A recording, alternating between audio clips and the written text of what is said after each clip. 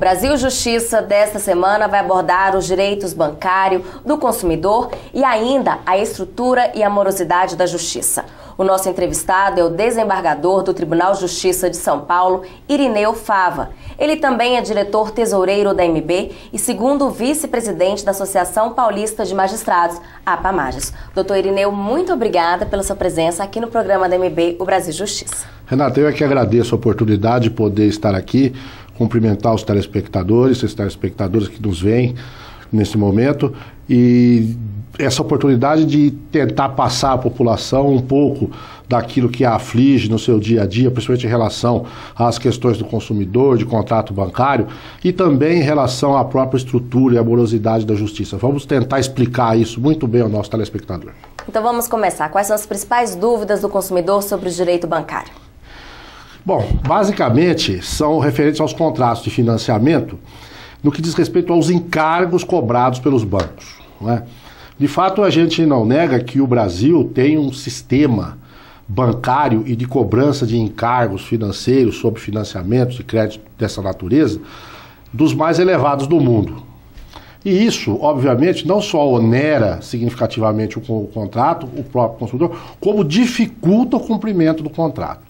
Então, muitas vezes o consumidor, num primeiro momento, ele se vê capacitado a fazer um financiamento, a entabular um negócio com o banco, mas no decorrer do contrato, dada essa onerosidade, ele acaba não tendo condições, fôlego financeiro suficiente para cumprir integralmente.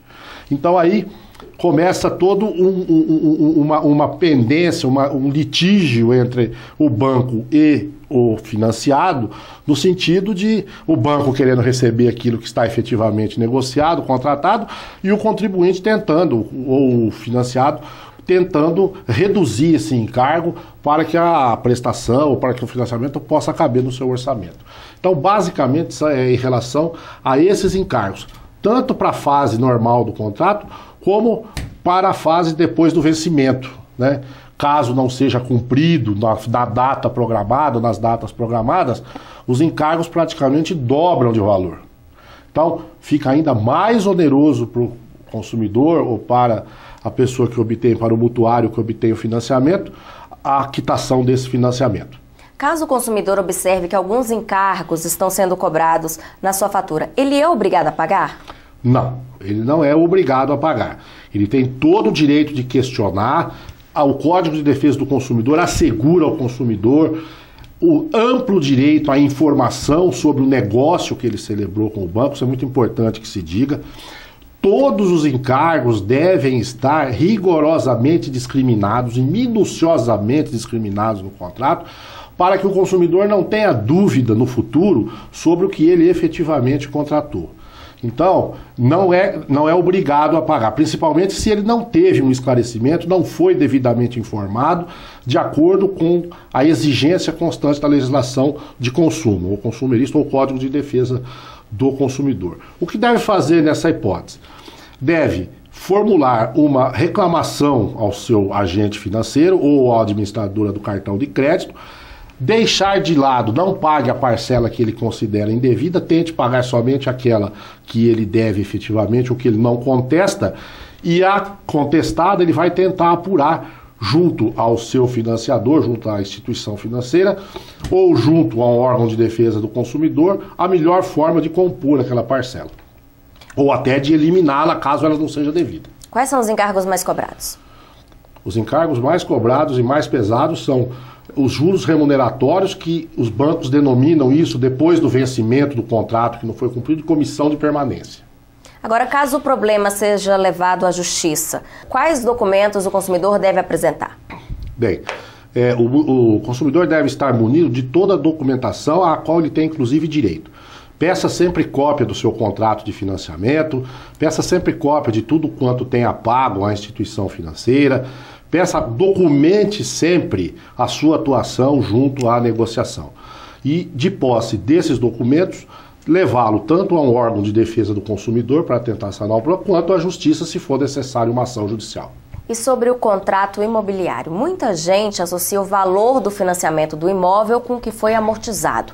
Na prática, o que é correto? Então, esse é outro tormento dos mutuários, né? O contrato imobiliário, principalmente aqueles antigos, eles são feitos a longo prazo.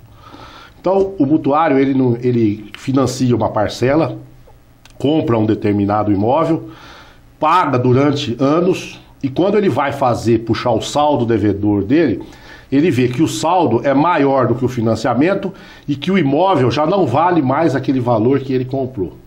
Então ele não entende bem como funciona esse mecanismo. Isso ocorre em função da forma de amortização do contrato imobiliário, que no caso específico aí dos contratos antigos é a chamada tabela Price. A tabela Price, como é que ela funciona como amortização? Primeiro o mutuário quita os juros, os encargos, e depois o capital. Então por isso que não bate os valores. Na primeira metade do contrato, o mutuário paga juro. E só na segunda é que começa a bater o principal. Então, normalmente, se ele puxar o saldo antes da metade, vai estar maior. Se o consumidor se sentir lesado, o que ele deve fazer? Também no caso do consumidor que tem um contrato de financiamento imobiliário, é a mesma orientação dos contratos bancários em geral, ou os contratos protegidos pela norma consumerista. Procurar um órgão de proteção ao crédito para aferir se aquelas prestações, se o que está sendo cobrado efetivamente é o que está contratado, é o que está no contrato, se não está sendo cobrado encargos a mais, taxas adicionais que normalmente eles embutem no valor da prestação, venda casada de seguro, prestamista para pagar algumas parcelas, algumas prestações, caso o consumidor deixe de pagar. Então, tudo isso não pode ser feito de acordo com a defesa, com a legislação de consumo. Então, se eu, por acaso, a instituição cobrar a mais do que está contratado, ou inserindo verbas ou encargos não especificados no contrato, isso deve ser extirpado do valor devido. Muito obrigada. No próximo bloco, o desembargador do Tribunal de Justiça de São Paulo, Irineu Fava, vai falar sobre o direito do consumidor. Não sai daí, o intervalo é rapidinho. A Escola Nacional da Magistratura, a AMB e o Tribunal de Justiça do Distrito Federal e Territórios realizam entre os dias 21 e 22 de março o curso Magistrado e a Construção de Modelos para o Aprimoramento da Cidadania e Conscientização da População. Os participantes vão debater temas como o novo perfil do Judiciário Democrático de Direito, a natureza social do serviço que o Poder Judiciário presta à comunidade, entre outros. Não perca! 35 vagas estão disponíveis até o dia 13 de fevereiro no site enm.org.br.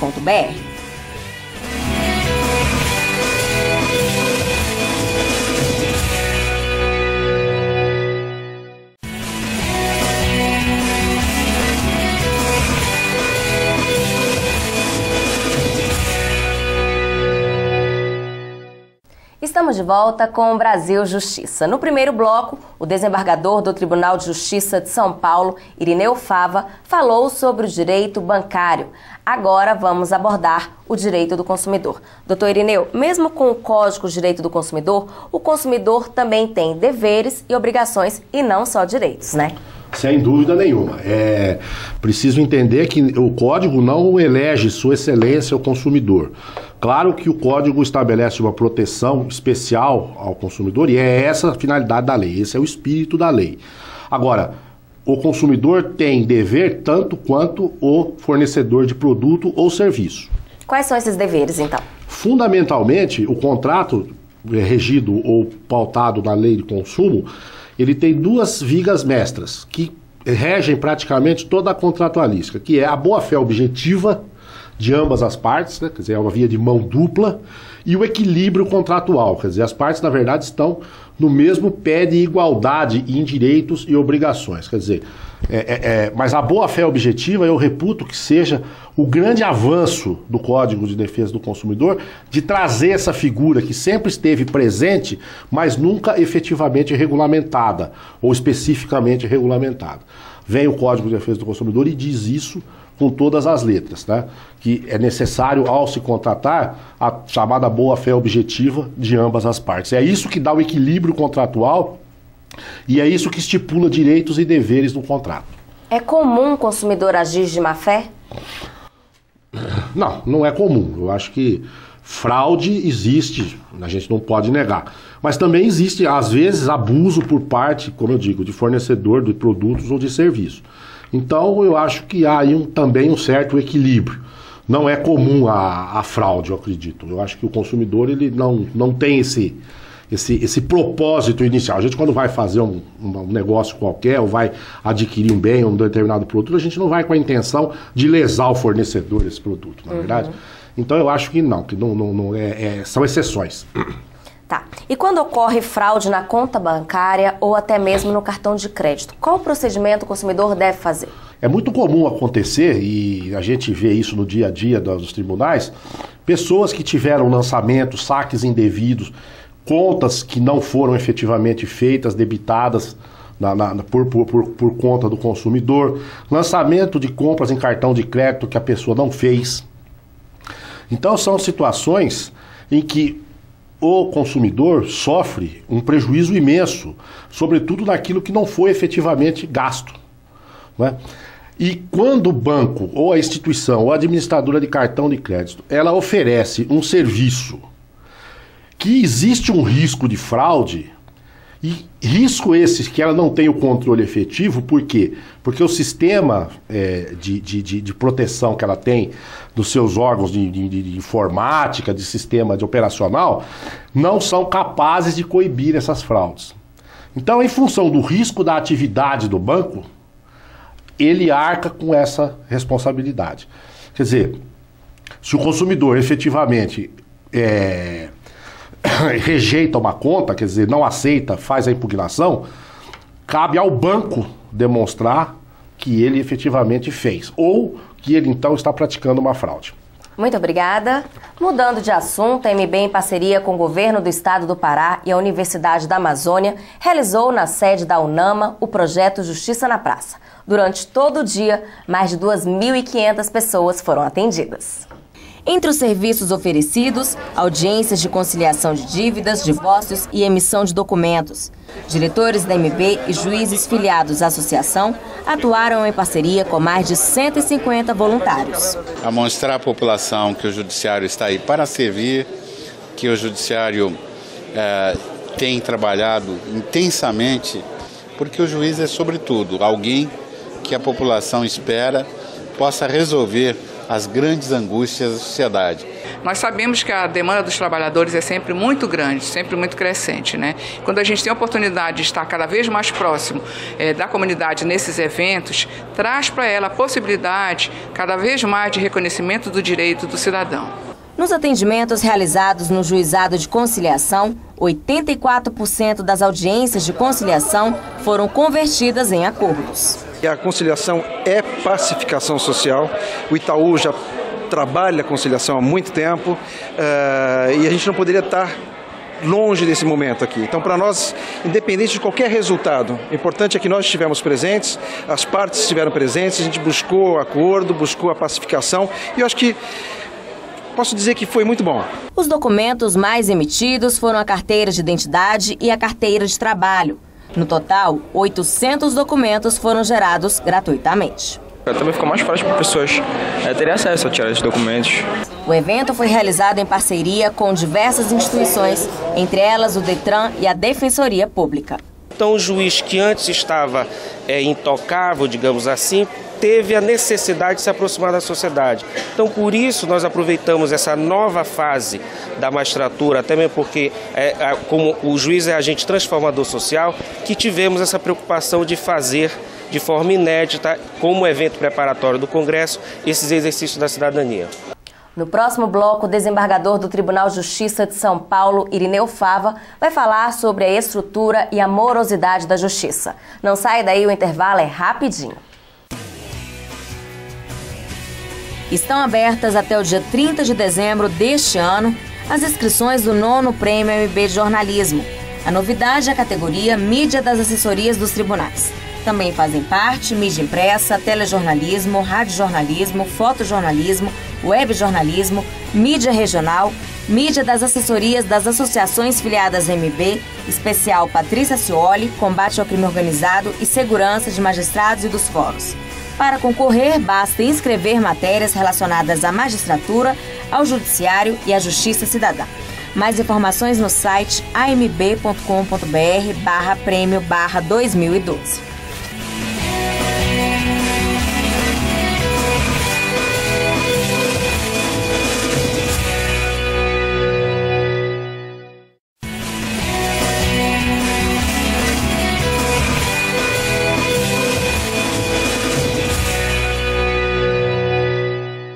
Estamos de volta com o programa da MB, o Brasil Justiça. Nos 2 blocos anteriores, conversamos sobre os direitos bancário e do consumidor. Agora, o desembargador do Tribunal de Justiça de São Paulo, Irineu Fava, vai falar sobre a estrutura e a morosidade da justiça. Doutor Irineu, sempre que se fala em judiciário, é comum ouvir a palavra lentidão. Explica pra gente por que o judiciário tem essa fama. Infelizmente, o juiz ele não participa da lei que ele deve aplicar. Não é? Quer dizer, a lei é feita dentro da tripartição dos poderes pelo poder legislativo. E não raras vezes a legislação é feita e ela é entregue pronta ao judiciário para que o judiciário a aplique. Então o que é que acontece? Se faz um código de processo civil, um código de processo penal, que no papel, na teoria, ele funciona muito bem. Quer dizer, o nosso Código Civil, processo civil, então elaborado pelo professor Buzaide, que depois sofreu uma série de emendas e modificações, etc., ele foi importado praticamente da Alemanha. Então, dentro do sistema alemão, esse código ele funciona muito bem. Agora, dentro da realidade do judiciário brasileiro, ele não foi feito para a realidade brasileira. Ele simplesmente foi importado. Agora, com algumas adaptações, é que estamos tentando adaptar o processo à nossa realidade de máquina administrativa, a judiciária, não é? E aí entra um pouco essa questão de se falar assim, determinada lei pegou, determinada lei não pegou. Isso é muito comum a gente ouvir. Lei não tem que pegar nem deixar de pegar. A lei tem que ser cumprida. Se ela foi feita é para ser cumprida. Rigorosamente cumprida, por sinal. Mas a lei não pega, ou ela não é aplicada, ou ela é deixada de lado, quando ela não corresponde à realidade para a qual ela foi criada. Exemplo típico disso é a nossa lei de execução penal. Ela é uma lei muito bonita, linda, avançadíssima no papel também. Mas na prática ela não funciona. Por quê? Porque a nossa realidade carcerária é totalmente diferente daquilo que está previsto na legislação. Então, uma das razões clássicas da nossa lentidão é exatamente esse emperramento ou essa legislação que nos obriga a implantar no processo um ritmo que a máquina judiciária brasileira não está preparada para isso. E o segundo ponto que é fundamental, eu divido em 2 vertentes básicas. O segundo ponto que é fundamental é que o maior cliente do judiciário é o próprio Estado.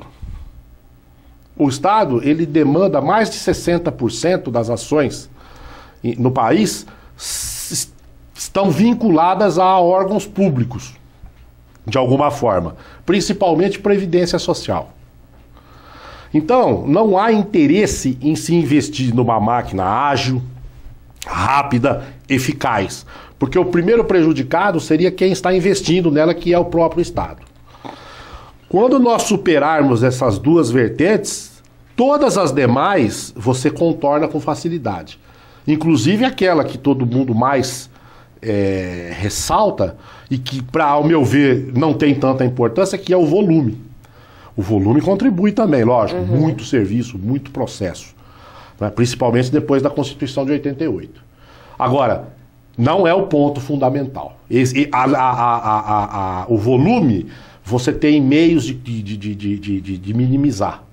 Agora, a falta de investimento e uma legislação específica, voltada para a realidade judiciária brasileira, essas 2, sim, essas é que vão contribuir fundamentalmente.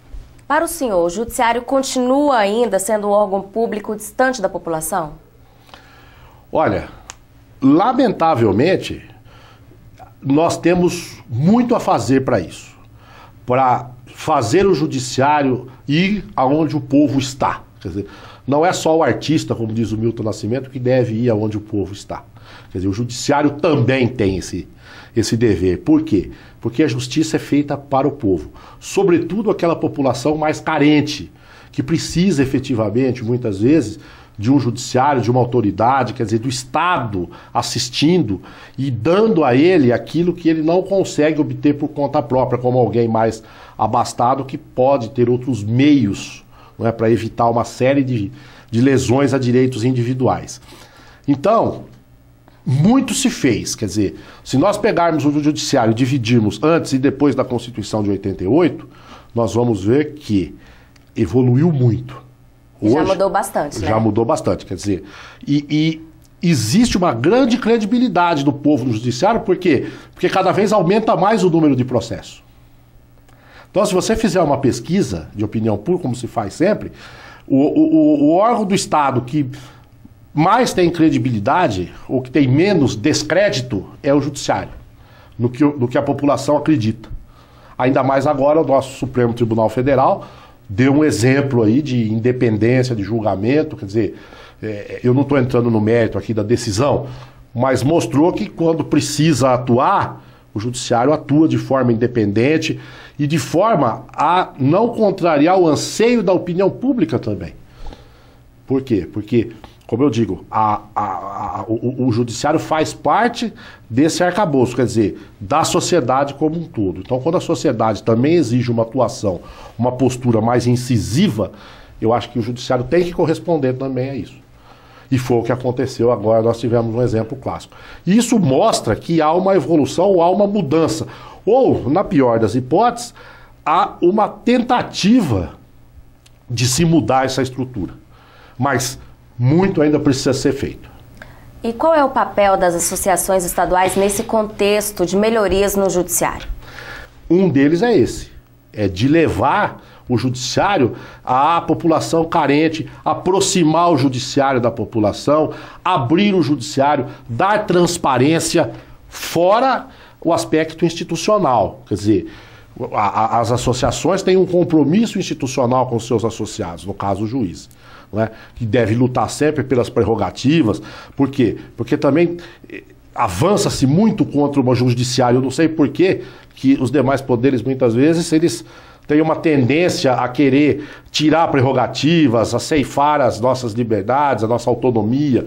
Então, as associações estão atentas a isso, intransigente nas prerrogativas para assegurar um judiciário independente, eficiente para a população, porque não há democracia, não há Estado democrático de direito sem isso.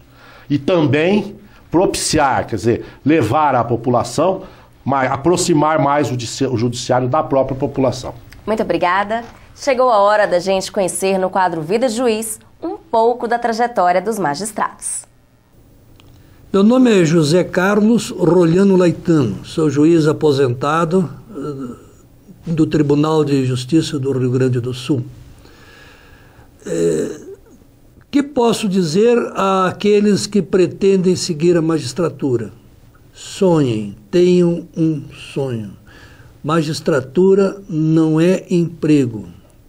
Magistratura é um jeito de viver, buscando a promoção do outro, procurando a promoção da sociedade através de sua inserção. Isto é ser juiz, é tentar descobrir qual é a função social do juiz e dedicar a sua vida para isto. Agradeço ao desembargador Irineu pela entrevista. Renata, eu é que agradeço a oportunidade dada, como eu disse no início, de poder falar um pouco de direito, um pouco de judiciário, porque muitas são as dúvidas e muitos são os mitos. Não é? A gente precisa, às vezes, desmistificar isso. Para mim foi um prazer imenso participar desse programa, que contribui muito para elucidar a nossa população. Muito obrigada. O nosso programa termina aqui. Se você quiser sugerir algum tema, escreva para o nosso e-mail brasiljustiça@amb.com.br. Muito obrigada pela sua companhia e até o próximo.